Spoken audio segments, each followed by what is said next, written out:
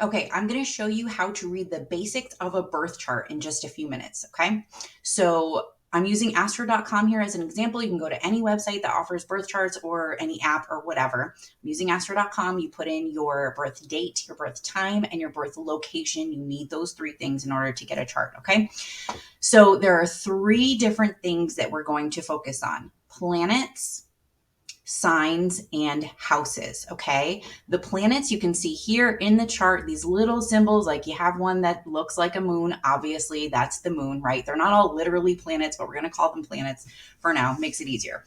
The signs are on the outside here. We have the symbol for each sign, okay, on the outside of the circle chart. And then on the inside, we have these numbers. Those represent the houses, the house numbers, okay? So all you need to know for each placement is those three things. What's the planet? What sign is it in? And what house is it in? Okay, so I'm going to use a couple of quick examples here. We have the North Node. That's one of my favorite, it's not a planet, it's a lunar node, but it's one of my favorite planets to focus on because the North Node shows us where our purpose is in this life, where we need to shift our energy to like really dive into what we're meant to do in this life. Okay, now for each of the planets, I have a cheat sheet for this if you want it, but for each of the planets, each of the signs, and each of the houses, you can literally just go Google what is the North Node. In this case, on astro.com, they call it the true node. It's the same thing.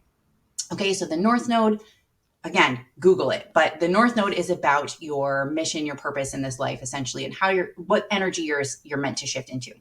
So for the North Node, I can see that it's right here. We have the little North Node symbol. I can also look at the chart on the little table on the left that says True Node, and I can see that's what the symbol looks like. And I can also see that it says TAU, which I know stands for Taurus. I can see on the chart here that the symbol for Taurus is where the North Node lies. So I know from looking at on here that it's in Taurus. If you aren't sure and you only have the symbols to go by, just Google zodiac sign symbols and you'll get a chart for reference.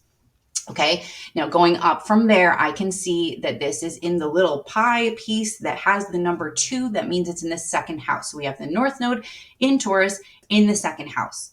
And each of those things you can look up separately. But I know from knowing each of these things, right? I know that that's telling me in this particular chart, we have the North Node, the purpose, the mission, essentially what this person is here to do in Taurus. Taurus is reliable, stable, and consistent, okay? And it's in the second house. The second house is about money, value, material possessions. So this person is here. I actually made this chart for a new social media account. So it's not a person, but this person is here to create consistency, reliability, and stability in personal finance, okay, in value and in material possessions.